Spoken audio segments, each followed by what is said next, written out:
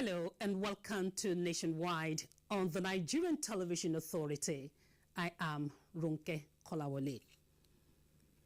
President Muhammadu Buhari is in Dakar, Senegal, ahead of the 3rd International Forum on Peace and Security. State House correspondent Adamu Sambo reports that the president arrived in Leopold Sedar Senghor International Airport at about 8 o'clock local time. President Macky Sall of Senegal led a high-powered delegation to give the Nigerian leader a befitting reception on his first official visit to the West African country since coming to power. President Buhari is expected to join other African leaders at the Peace and Security Forum convened by President Macky Sall in collaboration with the African Union to discuss security-related challenges affecting the continent. The president, who has identified improved security in Nigeria as a priority for development, shares the vision of the forum in finding solutions to, among others, terrorism, violent extremism, piracy, drugs, and human trafficking. The two-day visit of ECOWAS institution by the chair of the Authority of Heads of State and Government, Madam Ellen Johnson Sirleaf, has ended. Addressing journalists at the end of the visit, President Sirleaf expressed satisfaction with the visit, pointing out that it has enabled her to understand better the workings and challenges faced by the institutions. She reiterated the need for greater synergy between the organs and the institutions, just as the call for prudency in managing scarce resources. Fully will enhance the financial stability of the institutions. So all of our commitments to go out there and make sure that these resources are mobilized in order that the work of the Commission can go on as it has done over these many years. The chair also used the occasion to speak on efforts to bring peace to troubled Guinea-Bissau.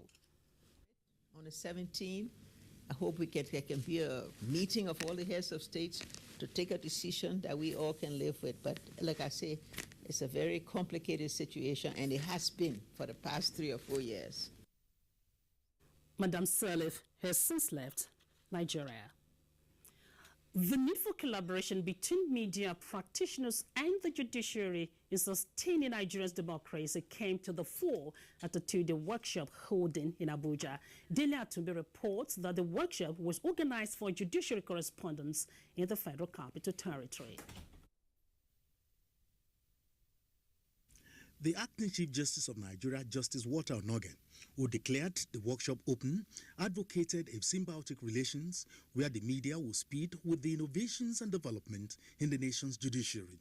Justice Onogen said the workshop was timely and described a free press as the most potent evidence of a matured democratic government. He stressed the importance of preserving and protecting the judiciary as the bastion of viable democracy. The judiciary is the foundation of the rule of law in any society. If that foundation is threatened in any way, there cannot be a viable democracy. The administrator of the National Judicial Institute, organizer of the training, Justice Rosalind Bozimo, advised media practitioners to be accurate and balanced in their reportage of the judiciary. One of the cardinal points of this administration is the fight against corruption. The judiciary is committed to this fight. The forum gave judiciary correspondents and the top echelon of the judiciary the opportunity to rub minds on ways of reporting the third arm of government, with the overall interest of the country taking the center stage. In Abuja, Daily Atumbi, NTA News. President Muhammadu Buhari has reiterated his administration's determination to use tourism as a vehicle to drive economic growth and wealth creation. The president stated this in a message to the Special Command performance as part of activities lined up for this year's Abuja Carnival, as reported by Anthony Forsin. President Muhammadu Buhari, while reaffirming the strategic role culture and tourism can play, assured that his administration will ensure that the sector is provided the enabling environment to thrive. President Muhammadu Buhari was represented by the Minister of Federal Capital Territory, Mohammed Musa Bello, at the Special Command performance. The issue of economic growth, which is the primary focus of this event, is one of the central issues of the change agenda of this administration. On his part, Information and Culture Minister Lai Mohammed amplified the role of the creative industry in an economy in recession. The creative industry is that low-hanging fruit that Nigeria can harness to actually come out of recession. Aside from performances by Nigerian groups, there was a special performance by a Nigerian group from the Korean Embassy. In Abuja, Anthony Forson, NTA News. Senate President Bukola Saraki has reaffirmed that no stone will be left unturned in ensuring that the Nigerian customs plays the pivotal role expected of it as a major contributor to the federal budget. He stated this at a public hearing on Customs and Exercise Management Act Repeal and Enactment Bill 2016. National Assembly correspondent Ifeanyi Izumba reports. The hearing is to help shape a law that will reinvent the customs service for efficiency and effectiveness as major revenue earner. Senate President Saraki pointed out that for the critical role of the service, the bill is one of their key agenda. Aside from revenue, customs plays a role also in our government economic policy. We're capable of funding at least 50% of our national budget. This should also be a critical department that should boost the non-oil revenue of government and fund infrastructural development. Central Bank of Nigeria, represented by the Acting Director, Trade and Exchange Development, is of the opinion that collection of public trade statistics be done by the National Bureau of Statistics instead of Nigerian Customs. We noted that some key stakeholders are excluded. For instance, we will require that the chairman of the board should be Minister of Finance and possibly include Accountant General of the Federation as a member of the board. Other contributions from stakeholders. Rather than auction it cheaply, and the goods will still find itself in the market. If the person has a layout of about 50 million on his cargo, and you're going to sell it for maybe 800,000, does it make sense? Government is not even making money out of it. That's why we say they should now go and look at that system and change the regime for anything that has to do with auction. It is expected that the hearing will give birth to opinions that will help build a more resilient custom and excise regime that will serve the country's need for a stronger economy, accountability, and transparency in money matters. From the National Assembly, Ifeanyi Izumba, NT News. In other news, importation of vehicles into Nigeria through land borders have been banned by the federal government. The prohibition order covers all new and used vehicles. The ban is equal to a presidential directive restricting all vehicles imports to Nigeria's seaports only. The order takes effect from 1st January 2017. This is in a statement by Wale Adeniyi on behalf of the Nigerian Customs Service Controller General. The restriction follows that of rice through land borders since April 2016. Importers of vehicles through the land borders are requested to utilize the grace period up till 31st December 2016 to clear their vehicles' imports landed in neighboring ports. Meanwhile, the Nigerian Immigration Service says it is poised to support the ease of doing business in the country through process reforms and attitudinal change in officers of the service, leaders who have been tasked to eschew corruption and unethical practice. Controller General of the service, Mohammed Babadede, was speaking of the need for professionalism when he decorated newly promoted officers at the service headquarters in Abuja. Justin Bem Oye reports. 3,218 officers and men were promoted, including 13 Assistant Comptrollers General and 37 Comptrollers. Decorating these newly promoted in the presence of their spouses, families and friends, the Comptroller General of the service challenged every one of the officers to brace up and deal with the key issues of global migration crisis, implementation of strategic plan against terrorism, border security and internal monitoring. Most importantly, he said, is the need for officers to completely change their alleged awful attitudes that mar the image of the country so as to boost the business prospects in the country. We must ease the way we do business. We are the face of this government. Anybody who traveled 6 hours, 12 hours, lands at the airport, he arrives so tired and exhausted.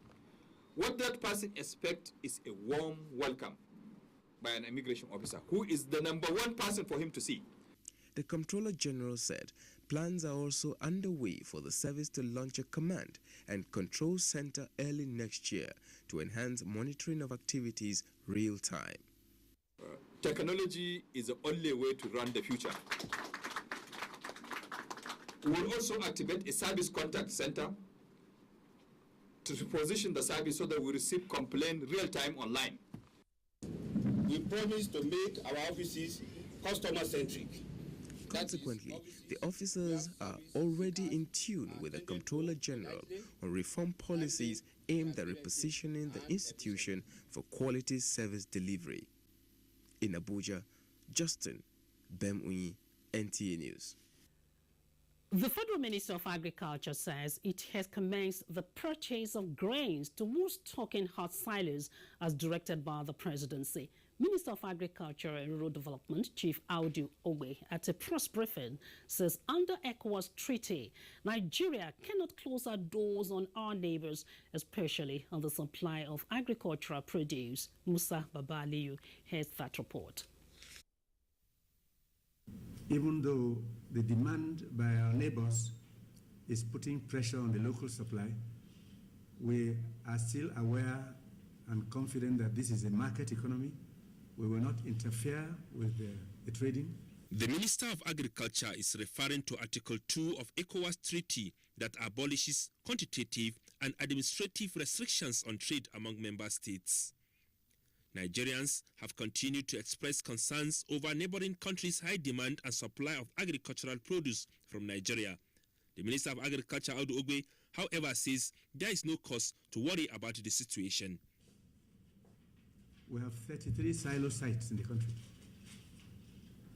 with a total capacity of nearly 2.5 million tons of grains. We have made arrangements with some governors to go back again and start planting even before Christmas. Planting millet, planting maize, and planting sorghum, so we can have a second crop by March, April. Meanwhile, the Open Forum for Agriculture Biotechnology in Nigeria has commenced discussion on ways of ensuring that farmers have access to quality and improved seeds to boost farmers' production. The forum was to create synergy to unlock biotechnology opportunities in Nigeria. In Abuja, Musa Baba Aliyu, NTA News. And for Nigeria to achieve sustainability in food production, the need for the nation to leverage on technology and build agriculture as a business has been stated as necessary. This was the opinion of guests on Good Morning Nigeria as they discussed agro-allied industrialization for inclusive growth in Nigeria. Omotola Omojola. Here's the details. The guests were unanimous in the call for Nigeria to move away from rain-fed agric to all-year-round farming, which they say is achievable through sustainable technologies that allow for efficiency and sufficiency in food production. My argument always has been we need to build on our strengths, on our people, on what we know and what we're already doing, and to enhance that and embellish it with industrialization. I keep telling people that agriculture is one leg of it. Food production is the second leg. The link is technology, okay?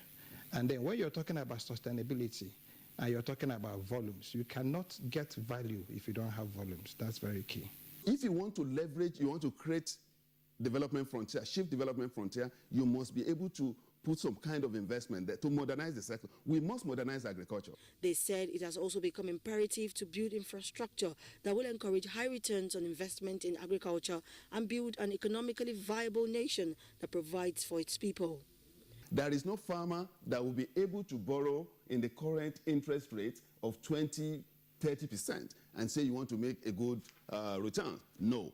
Please We need a single-digit interest rate for farmers in Nigeria and in Africa for them to be able to have access to capital that they will use to transform agriculture and promote development. One of the sore issues is farm-to-market roads. We have poor road infrastructure.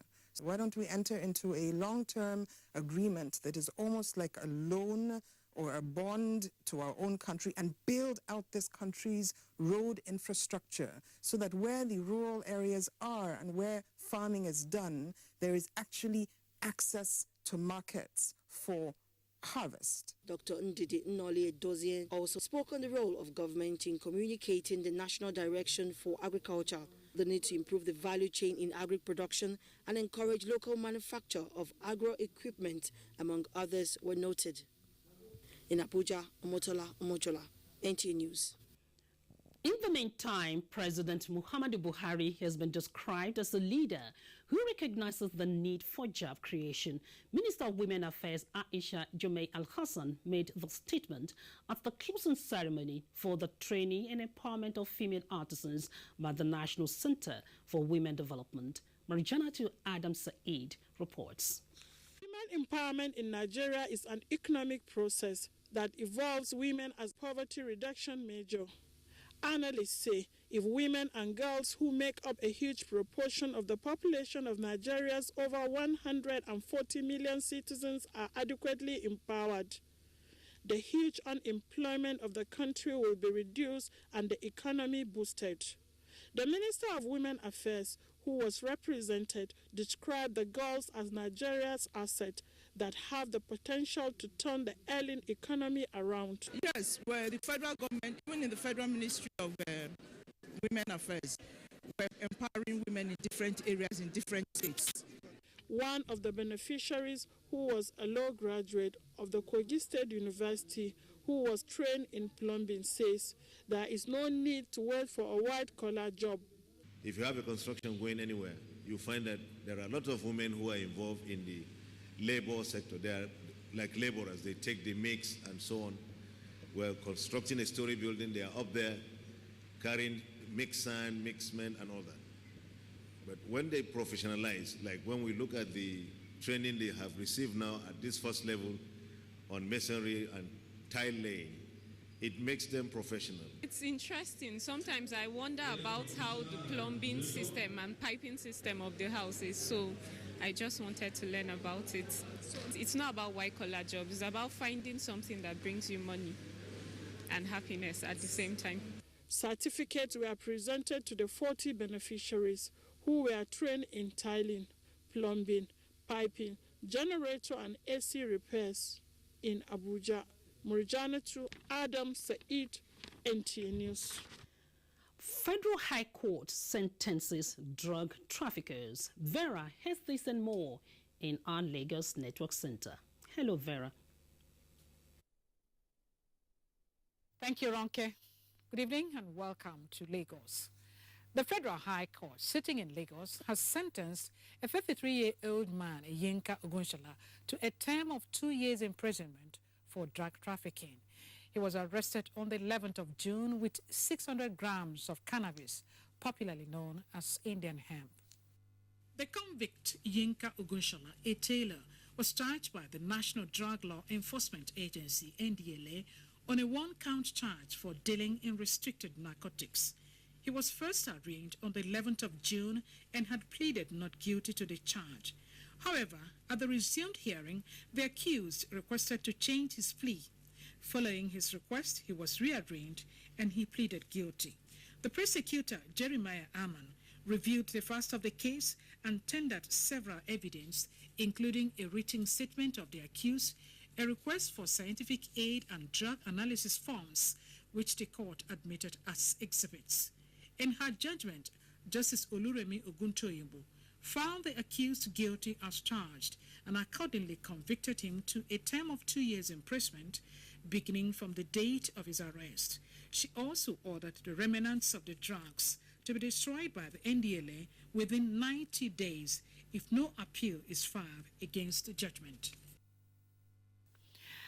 The Diocesan Anglican Bishop and Archbishop of Lagos, Most Reverend Ephraim Ademowo, has appealed to the federal government to ensure quick dispensation of justice in order to decongest the prisons. He made the appeal during his episcopal visit to the Ikoyi female and Kirikiri female prisons in Lagos. Most Reverend Ephraim Ademowo expressed concern over the situation at the Ikoyi male prisons, which was earlier meant to accommodate 880 inmates, but now takes 2,520 inmates, resulting in prison congestion. He noted that there was no vehicle to convey inmates to court. They also lacked proper care and legal assistance, as most of them could not afford legal services. At the female prisons Kirikiri in Apapa, Most Reverend Ademowo assured inmates that he would not relent in assisting and trying to see that they receive justice. There are about 2,520, and those who are awaiting trial, there are 1,611. And we are appealing to the government to look into this and the judiciary to ensure that there is speedy dispensation of justice. The Deputy Controller Female Prison, Lizzie Ekwendu, thanked the church for continuously caring for them. So far, the church has been perfect. They've assisted us in all ways that are needed. All we need is love, prayers, and they've been doing that perfectly well. The episcopal visit to the prisons by the church is part of the Christian biblical injunction to care for the needy. In Lagos, Musa Tolian, NTA News. And that does it from Lagos. Nationwide News continues with Ronke in Abuja. Good afternoon. Thank you, Vera. Inspector General of Police Ibrahim Idris says the agency is rebranding itself towards ensuring efficient service delivery. It was at the launch of the Change Begins With Me campaign and the rebranding Public Complaint Rapid Response Unit of the police force in Kano. Abdullahi Mustafa has that report. The Change Begins With Me program was flagged off by President Muhammadu Buhari in September 2016 with the aim of instilling discipline and patriotism in Nigerians. Already, the initiative is being adopted and promoted by various institutions, including the Nigeria Police. This and the rebranded Public Complaint Rapid Response Unit of the police were what brought the Inspector General Ibrahim Idris to Kano to launch.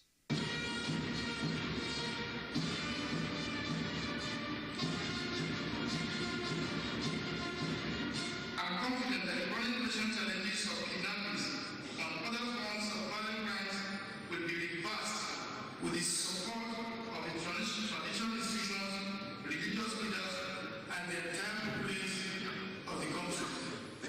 Mr. Idris said he is committed to ensuring that all officers and men of the police are adequately motivated towards discharging their constitutional responsibility. Kano State Deputy Governor Professor Hafiz Abubakar acknowledged the commitment of the police in maintaining law and order in the state, saying the new windows created by the IGP will strengthen relationship with the public. An elder statesman, Alhaji Yusuf Maitamasili, appealed to Nigerians to embrace the Change Begins With Me campaign in view of the numerous challenges it is designed to address. Earlier, Kano State Deputy Governor Professor Hafiz Abubakar handed over 25 patrol vans to the Inspector General of Police on behalf of Governor Abdullahi Umar Ganduji. Security is top of the agenda of every responsible government. And Dr. Abdullahi Umar Ganduji is this morning confirming by action. Before leaving Kano, the IGP addressed officers and men at the State Police Headquarters, Bompai. In Kano, Abdullahi Mustafa, NTA News. The Federal Road Safety Corps, FRSC, has dissociated itself from the rumors making rounds that the Corps has distributed arms to its officers and men and calls on Nigerians to disregard such claims as there is no basis of truth in it. In a statement issued by the head Media Relations and Strategy of the Corps, BC Kazim, he clarified that the Corps Marshal of FRSC, Boboyo Yeyemi, was misquoted when he decried the number of his staff that were killed by errant motorists avoiding arrest, which is said would have been avoided if the Corps were to bear arms. He further stressed that even though the operatives of the Corps have undergone regular arms training at different intervals from 1992 and more recently too, the Corps has no plan to include it as part of its operations at the moment. With reference to the amendment of the FRSC Establishment Acts of 2007, which permits road traffic managers to bear arms in the same manner as other sister agencies, Bisi Kazim stated that it has never been the priority of the Corps under the leadership of past and present Corps Marshals to implement it. The National Human Rights Commission has regained its Grade A status that was downgraded in 2007 by the International Coordinating Committee, ICC, due to political interference. Executive Secretary of the Commission, Professor Bem Awe, who stated this, said it is an indication that the federal government does not interfere in its operations. Edino Justice has that report. Professor Bemagwe said the new status has many implications for the country, some of which he listed are that Nigeria's implementation of promotion and protection of human rights are in compliance with international, regional, and national instruments. The National Human Rights Commission has been discharging its mandate and responsibilities in terms of human rights promotion, protection and enforcement. I congratulate the Nigerian people. Let me also congratulate the President of the Federal Republic of Nigeria, because the government has not in any way interfered. Other side of the implications are requirements Nigeria must meet before the next accreditation. These borders on increased funding, review of statutory provisions for the appointment of governing council members. The Executive Secretary also noted that Nigeria has crossed the 1 million complaint threshold this year. Edino Justice, NTA News. Benue State Police Command has confirmed the safe release of Mrs. Iyaudo Tor Agbidie, an editor with Radio Benue, who was kidnapped in the early hours of last Friday in her residence in Makurdi. Damian Madwate reports that the police public relations officer, Joel Jamo, said the network of intelligence and swift action of security agents resulted in the release last night.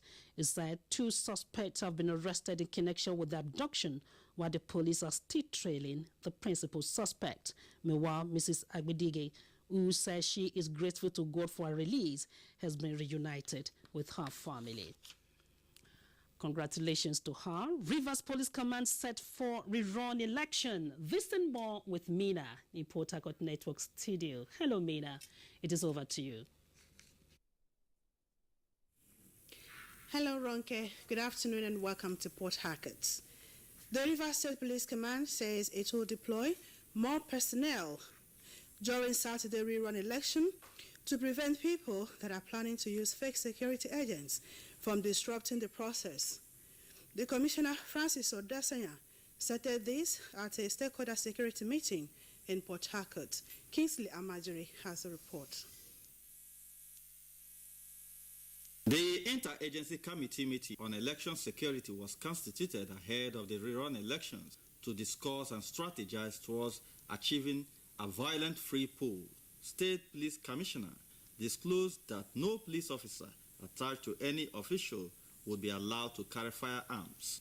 Let me assure you that the police in the state will not give in to any such laxity again, as the police is fully ready this time around to make sure that the forthcoming election in the 3 senatorial district of the state is free, fair, credible, and above all, very peaceful. These materials are customized to areas of elections. As I'm standing here, I don't know what the color of the material that will go to Adegema. I don't know.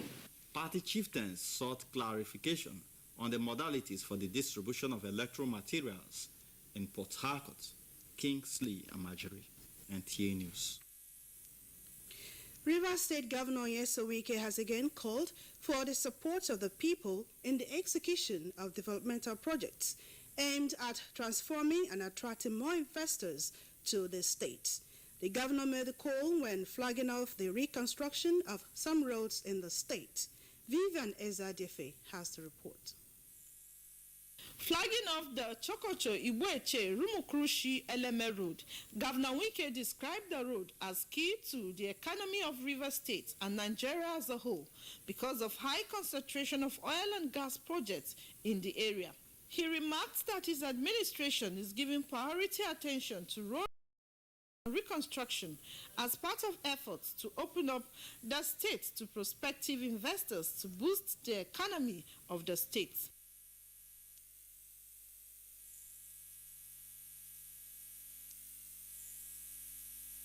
Strategic management of Nigeria have again been challenged to provide the right think tank in their various endeavors towards promoting efficient policies that will help strengthen Nigeria's economy. This stands words at the 2016 Strategist meeting and investiture of new fellows in Port Harcourt. Kingsley Amajiri reports. Effective socio-political reengineering was the focus of the lecture delivered by Mapadero, canvassing for the restructuring of Nigeria's political system. Everything is subject to negotiation, and it is only when people negotiate and agree that they can protect the product of their negotiation. In the minds of ISMN authorities, the investiture is equipping more Nigerians with knowledge and skills, just as the members share their thoughts on the relevance of the fellowship.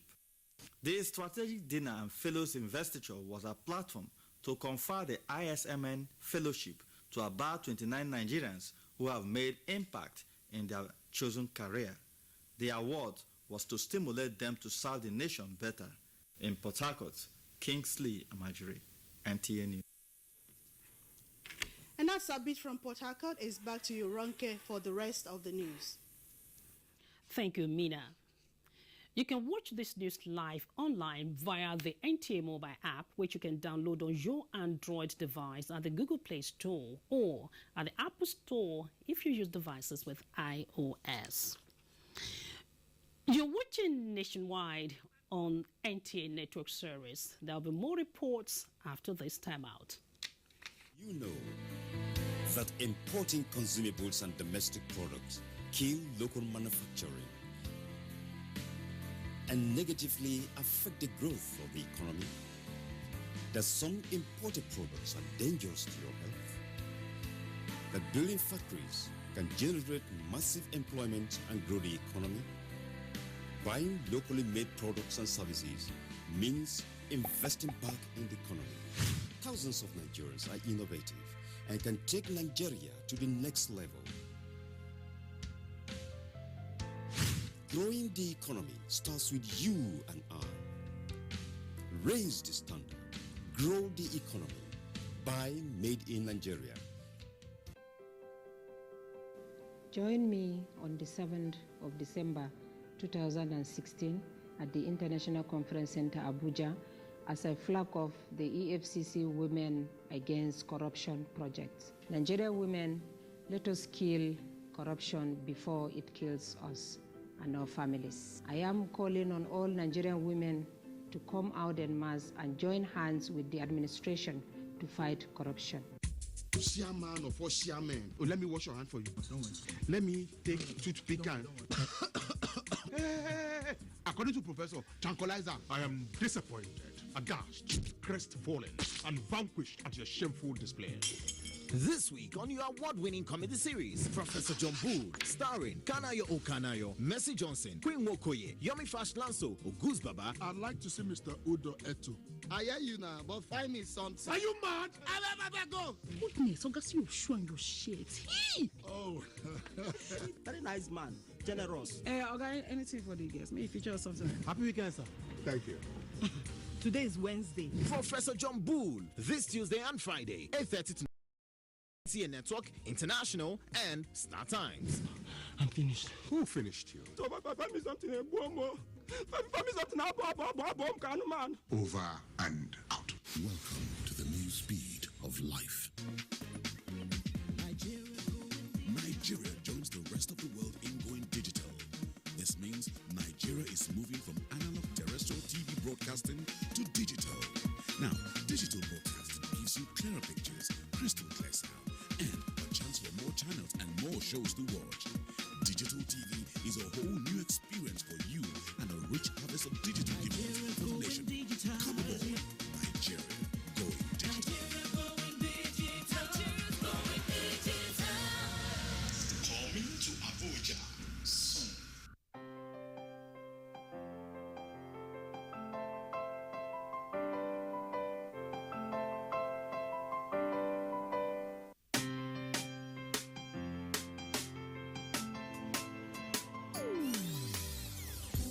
Hear the call of change.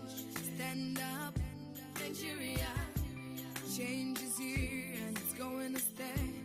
Change begins with you. Oh yeah, make we go. Go to so let the change begin from within. Look at you, Ogerola. Change begins with you and me.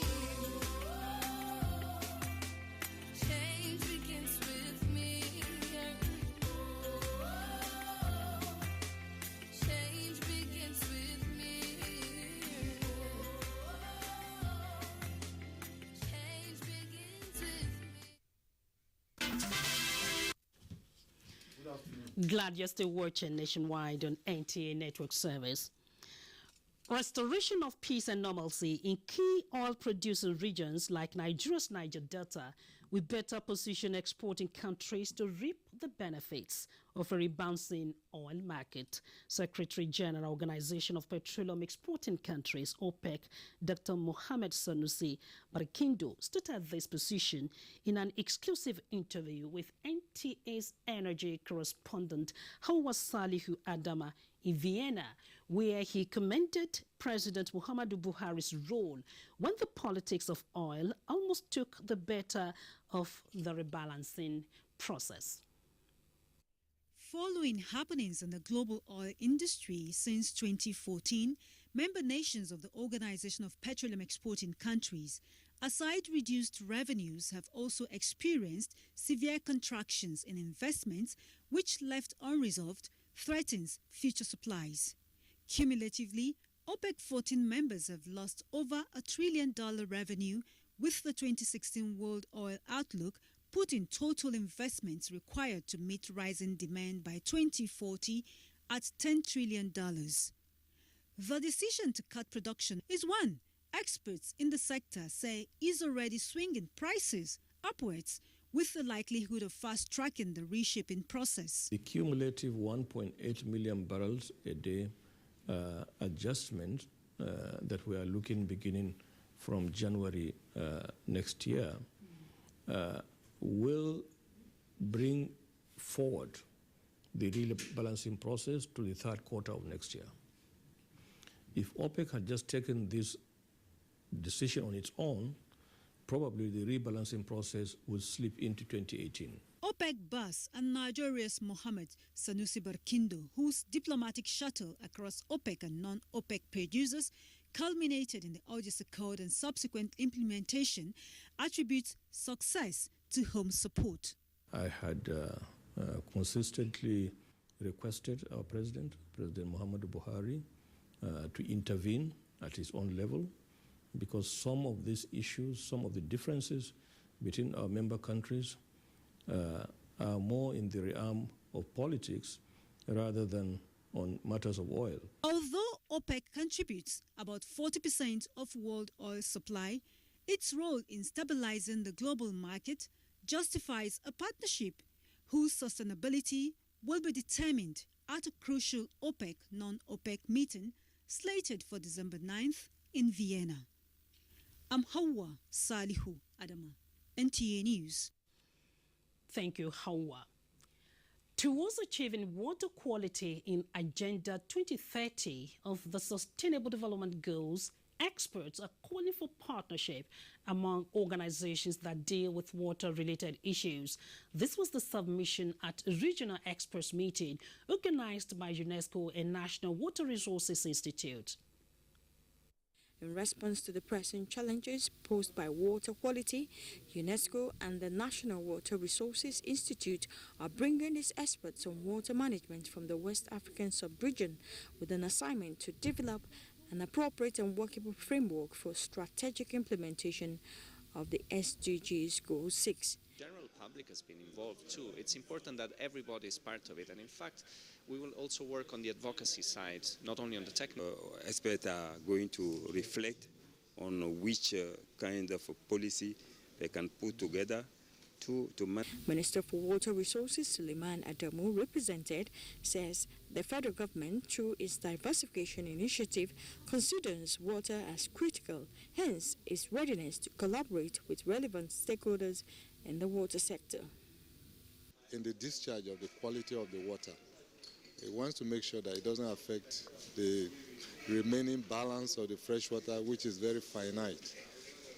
So we must monitor it very critically. Since the Sustainable Development Goals SDGs is designed as global program, these experts are saying it can only be achieved if all hands are on deck. In Abuja, Ngozi Chude, NTA News.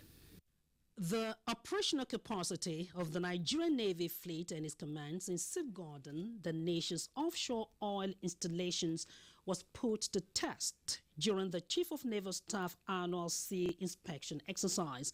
Defense correspondent Isaac Ukuma, who sailed on Nigerian Navy ship Centenary, reports that some arrests were made during the exercise.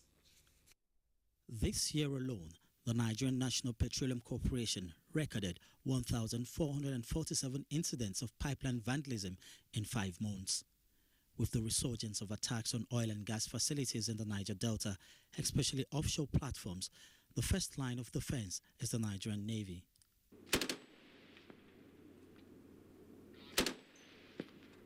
The annual Chief of Naval Staff Sea exercise therefore provides a platform to evaluate combat readiness of its personnel and vessels in securing all national assets from the deep sea to shallow waters. Indiscriminate attacks on shipping were witnessed well into the first quarter of the year.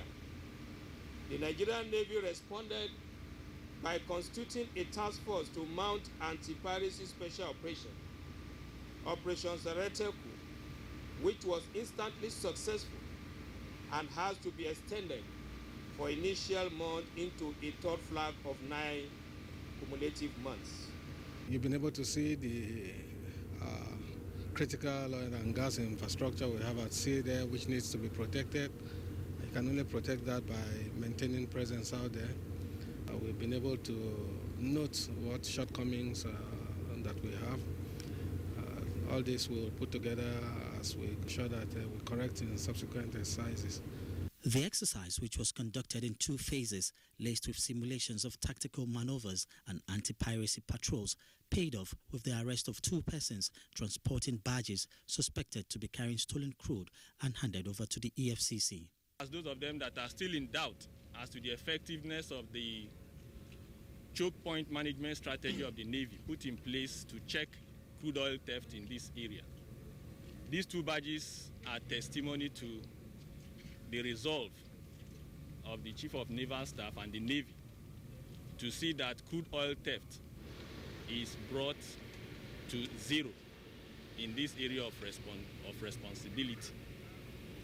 Despite the challenges, the Navy is promising effective policing of the maritime environment within Nigerian territorial waters and the Gulf of Guinea. After sailing 156 nautical miles, this point, the Chevron oil facility at Agbami, marks the climax of the Chief of Naval Staff annual sea inspection for 2016, codenamed Exercise Eagle Eye. Isaac Nkuma, NTA News. Thank you, Isaac.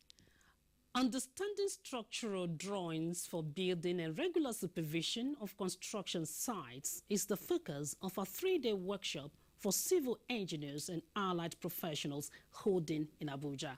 Science correspondent Kirian Umayu reports that the forum provided a common ground for professionals in the construction industry to assess and synergize their various inputs at a construction site.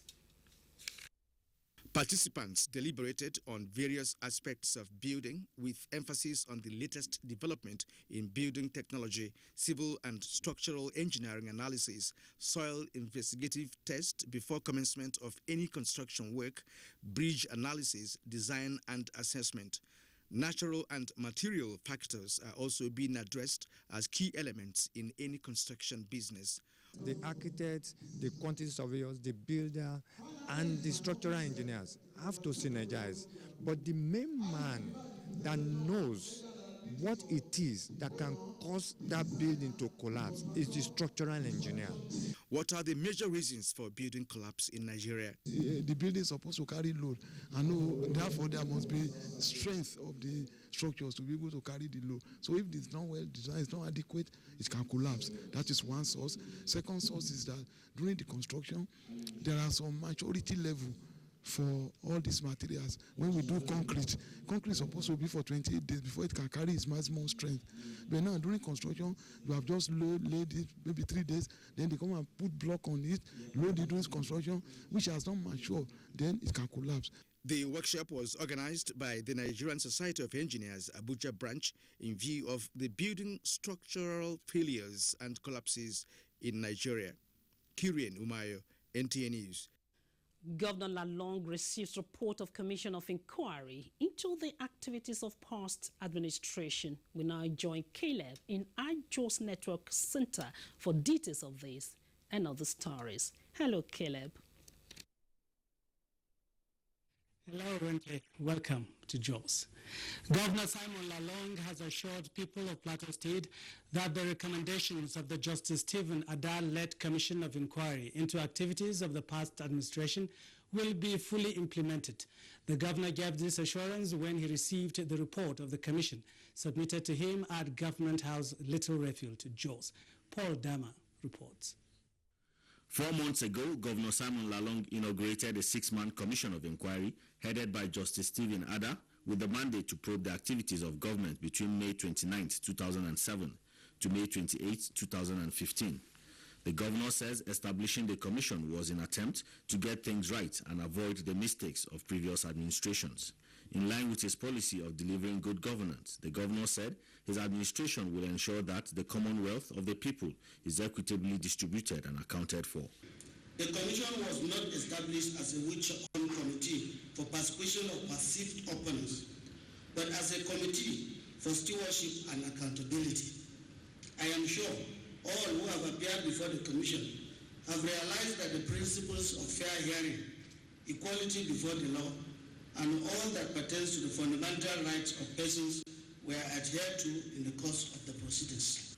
Chairman of the commission, Justice Stephen Ada, informed the governor that within the period the commission sat, a total of 117 memoranda were submitted, held public hearing for 35 days, where 195 witnesses took oath before members of the commission and gave evidence, while 181 exhibits were admitted in evidence.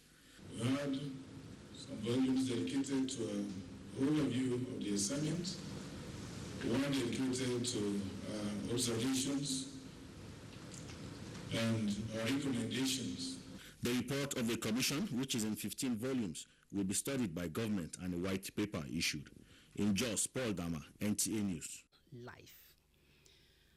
Well, we have to bring Nationwide to an end now to enable us join the closing ceremony of the 2016 Abuja Carnival live. We thank you for watching.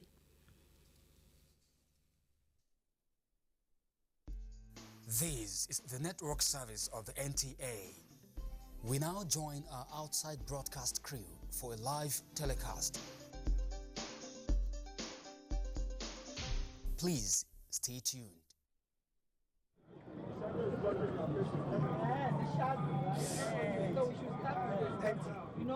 NTA.